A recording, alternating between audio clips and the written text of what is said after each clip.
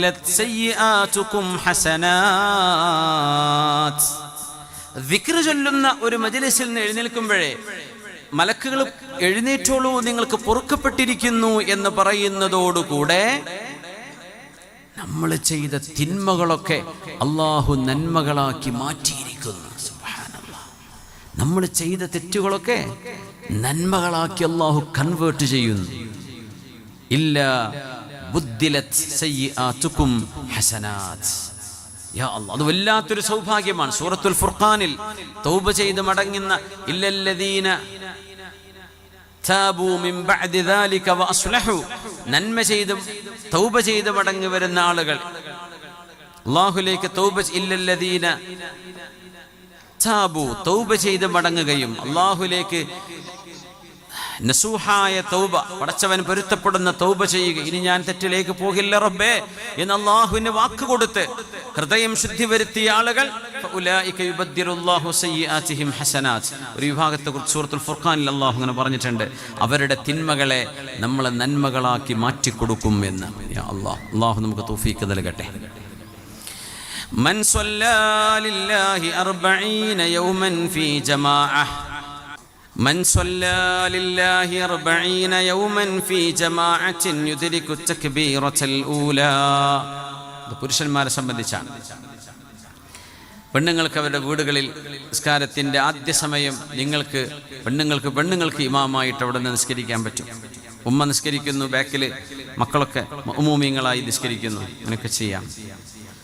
മൻ സ്വല്ലാ ലില്ലാഹി 40 യൗമൻ ഫീ ജമാഅഹ്, 40 ദിവസം ഒരാൾ അല്ലാഹുവിന് വേണ്ടി ജമാഅത്തായി നിസ്കരിക്കുകയാണെങ്കിൽ യുദ്രികു തക്ബീറത്തുൽ ഊല, ഒന്നാമത്തെ തക്ബീറത്ത് അല്ലാഹു അക്ബർ എന്ന് ചൊല്ലലാണ് തക്ബീർ. കൈപൊക്കൽ സുന്നത്താണ്. അല്ലാഹു അക്ബർ എന്ന് ഇമാം ആദ്യം ചൊല്ലുന്ന ആ തക്ബീർ ചൊല്ലുമ്പോൾ സഫിൽ ഇമാമിന്റെ കൂടെ നിങ്ങളുണ്ടെങ്കിൽ 40 ദിവസം കുതിബലഹു ബറാഅതാൻ, 2 മോചനം അല്ലാഹു അവർക്ക് നൽകും. ബറാഅത്തും മിനന്നാർ വ ബറാഅത്തും മിനൻ നിഫാഖ്. ഒന്ന് നരകത്തിൽ നിന്നുള്ള മോചനമാണ്, മറ്റൊന്ന് കപടവിശ്വാസത്തിൽ നിന്നുള്ള മോചനം. ആ മനുഷ്യന് കാപഢ്യം എന്ന സംഭവം ഉണ്ടാവില്ല, മുനാഫിഖിന്റെ സ്വഭാവങ്ങൾ ഉണ്ടാവില്ല. മറ്റൊന്ന്, നരകം ആ മനുഷ്യനെ തൊടുകയില്ല. കാരണം 40 ദിവസം എന്ന് പറയുന്നത് അത് കൊണ്ടു നടക്കാൻ ശരിയായ മുഅ്മിനിനെ കഴിയുള്ളൂ. 40 ദിവസം കൊണ്ടു നടക്കാൻ കഴിയുന്ന ഒരാൾ യഥാർത്ഥ ഈമാൻ ഉറച്ച ആളായിരിക്കും, അവർക്കത് കഴിയുള്ളൂ. ഈ ഒരു 40 ദിവസം സാധ്യമാക്കിയാൽ അവർക്ക് മുന്നോട്ടുള്ള ജീവിതം അല്ലാഹു എളുപ്പമാക്കി കൊടുക്കും. 40 ഇടക്ക് വിടാൻ പാടില്ല, കണ്ടിന്യൂസ് ആയിട്ട് 40 ദിവസം. 5 വക്ത് നിസ്കാരം ജമാഅത്തില്. ആ ജമാഅത്തോ ഒന്നാമത്തെ തക്ബീർ വാങ്ങ് കൊടുക്കുമ്പോൾ റെഡിയാവണം നിസ്കരിക്കാൻ. ഇമാമിന്റെ കൂടെ ഒന്നാമത്തെ തക്ബീറത്തു തഹരീം, ആദ്യത്തെ തക്ബീറിന്റെ കൂടെ ഇമാമിന്റെ കൂടെ ഉണ്ടെങ്കിൽ 40 ദിവസം പൂർത്തിയാകുന്നതോടുകൂടെ കുതിബലഹു ബറാഅതാൻ, 2 ബറാഅത്ത്, 2 മോചനം അല്ലാഹു നൽകും. ബറാഅത്ത്, അല്ലാഹു നമുക്കതിന് തൗഫീഖ് തരട്ടെ. ആർക്കാണിത് വേണ്ടാത്തത്? അല്ലാഹു തആല നരകമോചനം നൽകുകയാണെങ്കിൽ അതിലും വലിയ പ്രതിഫലം പിന്നെ എന്താണ് വേണ്ടത്? യാ അല്ലാഹ്, വല്ലദീന യഖൂലൂന റബ്ബന സ്രിഫ് അന്നാ അദാബ ജഹന്നമ ഇന്ന അദാബഹാ കാന ഗറാമാ ഇന്ന അദാബഹാ കാന ഗറാമാ إنها ساءت مستقرا ومقاما. سورة الفرقان الله وعباد الرحمن الذين يمشون على الأرض هونا. സജ്ജനങ്ങളായ അല്ലാഹുവിൻ്റെ റഹ്മാനായ റബ്ബിൻ്റെ ഇഷ്ടപ്പെട്ട ആളുകൾ അവരുടെ സ്വഭാവ ഗുണങ്ങൾ പറഞ്ഞെടുത്ത് ഇങ്ങനെ പ്രാർത്ഥിക്കുന്നവർ. ഈ ദുആ എന്താ? ദുആന്റെ അർത്ഥം എന്നറിയോ? പടച്ചോനെ, ഞങ്ങൾ നരകത്തിൽ കടത്തരുതേ റബ്ബേ, നരകം ഞങ്ങൾക്ക് സഹിക്കാൻ കഴിയില്ല റബ്ബേ, നരകത്തിൽ ഞങ്ങൾക്ക് നിൽക്കാൻ പറ്റില്ല റബ്ബേ, അത് തീയാൻ ഞങ്ങളെ നീ കാത്തുകൊള്ളണമേ എന്ന് പ്രാർത്ഥിക്കുന്നവർ അല്ലാഹുവിൻ്റെ ഇഷ്ടപ്പെട്ടവരാണ്. പിന്നെ പറഞ്ഞു, എൻ്റെ മക്കളെ, എൻ്റെ ഭാര്യയെ, എൻ്റെ ഭർത്താവിനെ നന്നാക്കി തരണേ എന്ന് ദുആ ചെയ്യുന്നവരും അല്ലാഹു ഇഷ്ടപ്പെട്ടവരാണ്. 2 ദുആയെക്കുറിച്ച് പറഞ്ഞിട്ടുണ്ട് അവിടെ. ഒന്ന് അവസാനം പറഞ്ഞു, ഒന്ന് ആ ഇബാദുർ റഹ്മാൻ തുടക്കത്തിൽ പറഞ്ഞു, വല്ലദീന യഖൂലൂന റബ്ബനാ ഹബ് ലനാ മിൻ അസ്വാജിനാ വദുർരിയാതിനാ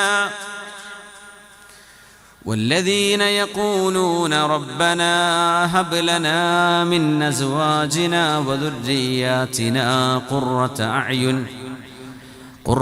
أعين واجعلنا للمتقين إماما. അല്ലാഹുവേ, ഞങ്ങളുടെ ഇണകളിലും ഞങ്ങളുടെ മക്കളിലും കൺകുളിർമയെ തരേണമേ. സജ്ജനങ്ങൾക്ക് മുമ്പിൽ നിൽക്കാൻ പറ്റിയവരായി ഞങ്ങളെ മാറ്റിത്തരേണമേ. ഇങ്ങനെ പ്രാർത്ഥിക്കുന്നവർ അള്ളാഹു ഇഷ്ടപ്പെട്ടവരാണ്. അള്ളാഹു 2 മോചനം തരാമെന്ന് വാഗ്ദത്തം ചെയ്തു. 40 ദിവസം നമ്മളെ കൊണ്ടത് പറ്റുമെങ്കിൽ. നല്ല പ്രയാസമുണ്ടോ ഇതിനൊക്കെ? ഏതായാലും 5 നിസ്കരിക്കൂലേ? ജമാഅത്തായിട്ട് നിസ്കരിക്കുന്നില്ലേ? 40 ദിവസത്തെ ജമാഅത്ത് കൃത്യം. അതിൻ്റെ ഇടക്ക് വിട്ടുപോരുത്. ഒരു കാരണവശാലും അതിൻ്റെ ഇടക്കൊന്ന് വിട്ടുപോവാണെങ്കിൽ അടുത്തൊരു 40 വേറെ തുടങ്ങാം. അതൊരു ചെയ്ത് പരീക്ഷിക്കേണ്ട ഒരു കാര്യമാണ്. നമ്മളെ കൊണ്ട് അതാകുമോ എന്ന് നമുക്കൊന്ന് നോക്കണ്ടേ? നമ്മളതിന് പറ്റുമോ എന്ന് ഒരു സെൽഫ് ഇൻട്രോസ്പെക്ഷൻ, നമ്മളെ തന്നെ ഒന്ന് പരിശോധിക്കാൻ നല്ലതാണത്.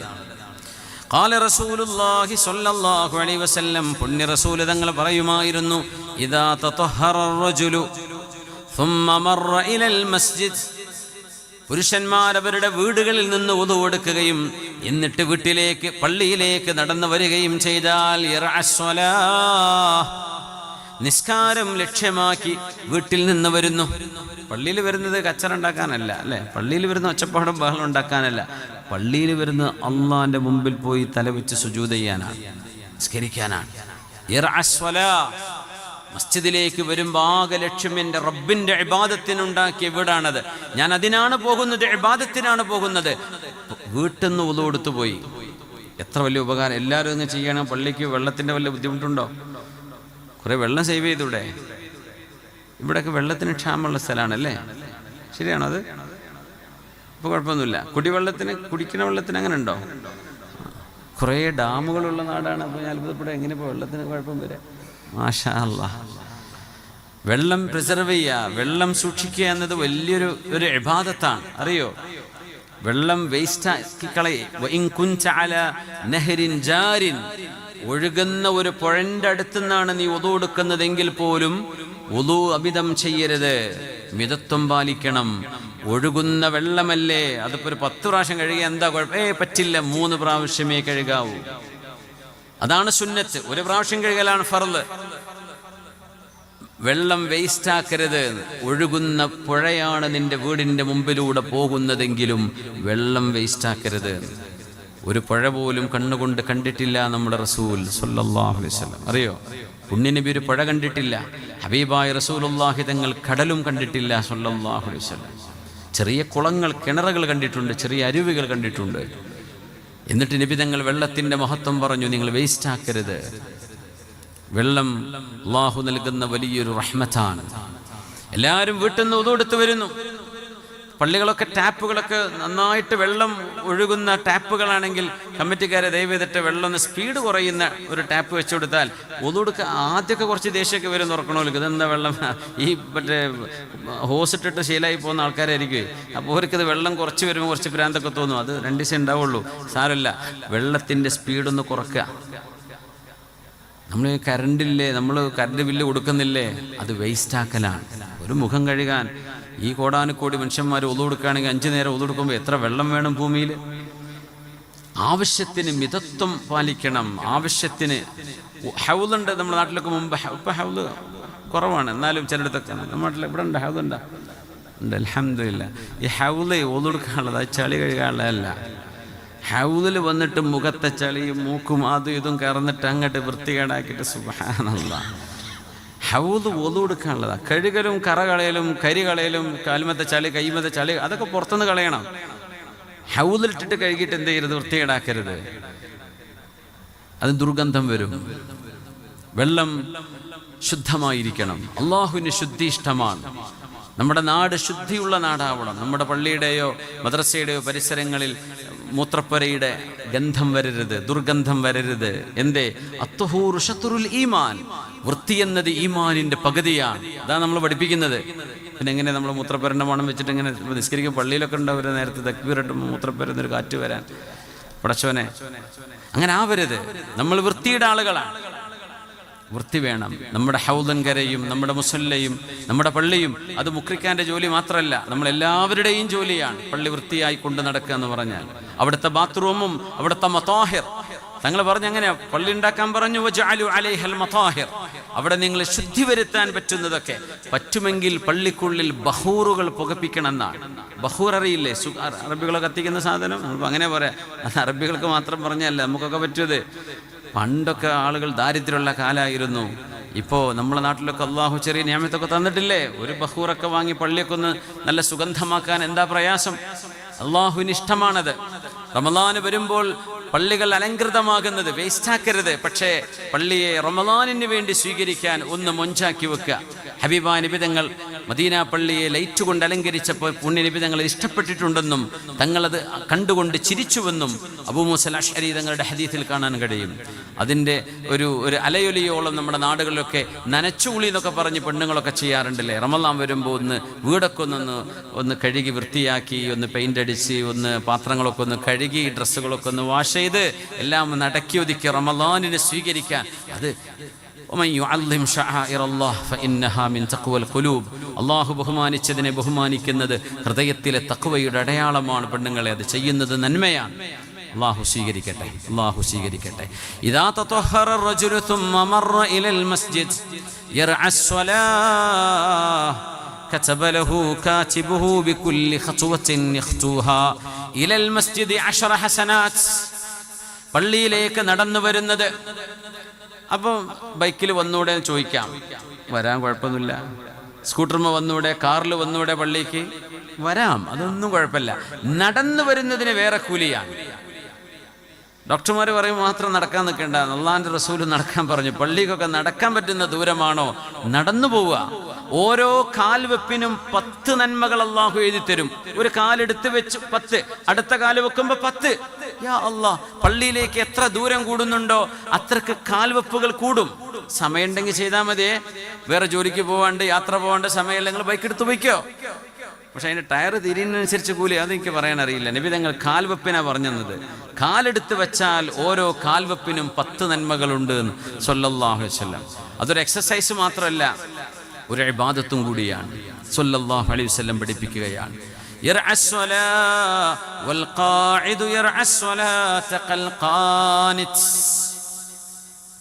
നിസ്കാരം പ്രതീക്ഷിച്ചുകൊണ്ട് ഒരാൾ പള്ളിയിൽ ഇരിക്കുകയാണെങ്കിൽ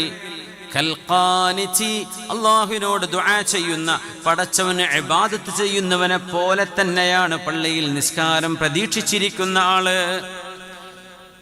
ويكتب من المصلين من حين يخرج من بيته حتى يرجع إليه.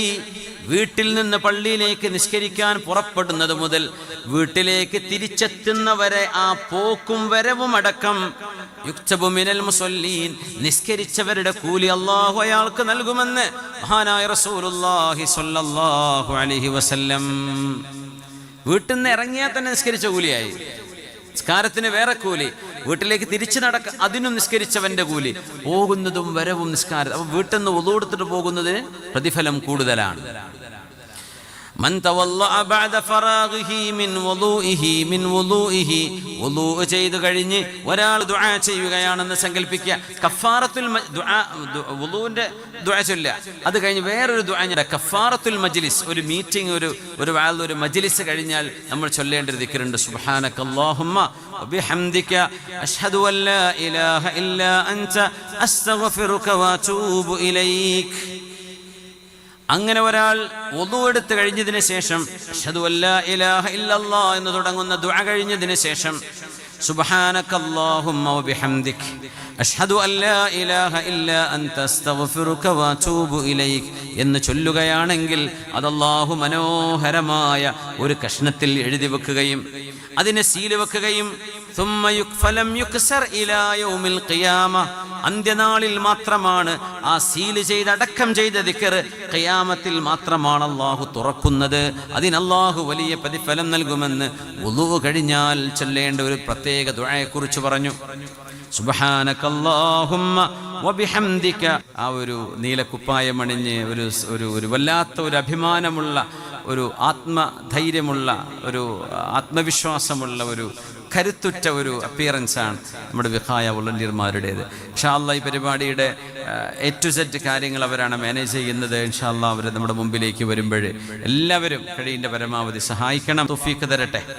എന്താ പറയാൻ കാരണം എന്താ പറയുക, അല്ലാഹു തൗഫീഖ് തരട്ടെ എന്ന്. ഈ കൊടുക്കുക എന്ന് പറഞ്ഞാൽ എളുപ്പമുള്ള കാര്യമല്ല. അപ്പം വരും അല്ലാഹ് നാളെ മറ്റോടത്ത് എന്ന് പറഞ്ഞ് നമ്മൾ ഇബിലിസ് പിടിച്ചു വെക്കും. അത് വേറെ എവിടെയെങ്കിലും വല്ല ഐസ്ക്രീം കടയിലോ എവിടെയെങ്കിലും കൊടുത്തിട്ട് നമ്മൾ തീർക്കും ചെയ്യും. നമ്മൾ വിചാരിച്ച കാര്യമായിട്ട് നടക്കൊന്നുമില്ല. പക്ഷേ ഒരു നന്മക്ക് കൊടുക്കുക എന്ന് പറഞ്ഞാൽ ഒരു 70 ശൈത്താന്മാർ വന്ന് കൈപിടിക്കുന്ന കൊടുക്കല്ലേ എന്ന് പറഞ്ഞിട്ട് 70 ശൈത്താന്മാരെയും മറികടന്നിട്ട് വേണം എന്തെങ്കിലും അള്ളാഹ്ക്ക് വേണ്ടി കൊടുക്കാൻ. അതിനാണ് ഞാൻ തൗഫീഖിനെ ചോദിച്ചത്. എന്നാൽ അള്ളാഹ് തൗഫീഖ് എന്നാൽ തന്നെ പറ്റുള്ളൂ. അള്ളാഹു നമുക്ക് തൗഫീഖ് തരട്ടെ. അള്ളാഹിൻ്റെ ദീനിനെ സഹായിക്കാൻ അള്ളാഹു തൗഫീഖ് തരട്ടെ. നമുക്കിവിടെ സഹചാരി സെൻ്റർ ഉണ്ടോ?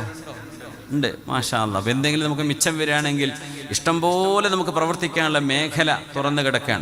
ഒരുപാട് രോഗികളെ, നിരാലംബരായ ആളുകളെ സഹായിക്കാൻ നമുക്ക് ആംബുലൻസ് സംവിധാനങ്ങൾ ഉണ്ടാക്കാം, നമുക്ക് മൊബൈൽ ICU സംവിധാനങ്ങൾ ഉണ്ടാക്കാം, ഓക്സിജൻ സിലിണ്ടർ വേണ്ടി വരും, രോഗികൾക്ക് കിടക്കാനുള്ള സ്ട്രെച്ചർ വേണ്ടി വരും, വീൽ ചെയർ വേണ്ടി വരും. ഒരുപാട് നമുക്ക് ചെയ്യാനുണ്ട്. ഇൻഷാ അല്ലാഹ് നമ്മളിവിടെ ചെയ്തുകൊണ്ടിരിക്കുന്ന നമ്മുടെ വിഖായ സംവിധാനം, പ്രവർത്തനം, നമ്മുടെ ആതുര ശുശ്രൂഷ രംഗത്തൊക്കെ ഇൻഷാ അല്ലാഹ് നമുക്ക് ഒരുപാട് ഫണ്ട് ആവശ്യമുണ്ട്. അതുകൊണ്ട് സഹോദര സഹോദരിമാർ അള്ളാഹുവിനെ വിചാരിച്ച് നന്നായിട്ടൊന്ന് സഹായിക്കണം. അള്ളാഹു തൗഫീഖ് തരട്ടെ. ആമീൻ യാ റബ്ബൽ ആലമീൻ. വലാ യഖ്റുജു മിൻ ഫീഹി ശൈഉൻ ഇല്ലാ ദഖല ഫമൽ മലക്. റസൂലുള്ളാഹി സ്വല്ലല്ലാഹു അലൈഹി വസല്ലം തങ്ങൾ രാത്രികാലങ്ങളിൽ നിസ്കാരങ്ങളെക്കുറിച്ച് പറഞ്ഞു. പാതിരാവെന്ന് പറയുന്നത് വല്ലാത്തൊരു ഇൻറ്റിമസിയുള്ള സമയമാണ്, അല്ലേ? നമുക്ക് ഏറ്റവും വിലപ്പെട്ട അല്ലാഹ്, എത്രയോ ആളുകൾ ഉറങ്ങിക്കിടക്കുമ്പോൾ നീ എന്നെ ഉണർത്തിയല്ലോ റബ്ബേ, നീ എനിക്ക് ഉണരാൻ തൗഫീഖ് തന്നല്ലോ പടച്ചവനെ, ഇതിന് ഞാൻ എങ്ങനെയാണ് നിനക്ക് നന്ദി പറയേണ്ടത് പടച്ചവനെ എന്ന് കരഞ്ഞുകൊണ്ട് നിസ്കരിക്കാൻ എഴുന്നേറ്റ് നിന്നിട്ട് കരഞ്ഞുകൊണ്ടിരിക്കുന്നു. എന്തേ? ഇങ്ങനെ എന്നെ എഴുന്നേൽപ്പിച്ചത് അല്ലാഹു ചെയ്ത ഒരു സൗഭാഗ്യമല്ലേ? എത്ര ആൾക്ക് എഴുന്നേൽക്കാൻ പറ്റാതിരിക്കുന്നു? ക്ഷീണം കൊണ്ട് കടന്നുറങ്ങുന്നവരെ കുറിച്ചല്ല പറയുന്നത്, മടി പിടിച്ചിട്ട് കടന്നുറങ്ങുന്നവർ. ഒരൽപ്പം സമയം കിട്ടുകയാണെങ്കിൽ സുബഹിക്ക് മുമ്പ് എഴുന്നേൽക്കുക. എന്നിട്ട് നിങ്ങൾ അല്ലാഹുവിനെ